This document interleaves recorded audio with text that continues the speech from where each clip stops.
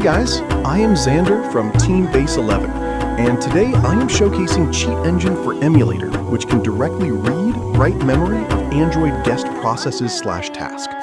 Currently, this engine supports two emulators, BlueStacks and Google Play Games PC Dev Edition. Can open process handle of any running task inside Android and auto-resolve maps, all the loaded modules within the selected process, and add in memory scan options like Cheat Engine. Usually have option of regular use, and then you can memory scan full, all process plus modules, or any specific selected module, and can do all regular Cheat Engine operations, like setting breakpoints, pointer scanning, live real-time memory view analysis, construct your pointer table, support all data types, etc. Almost all Cheat Engine features. This is a showcasing video. Soon, a publicly usable executable will be uploaded. For now, stay tuned and enjoy video.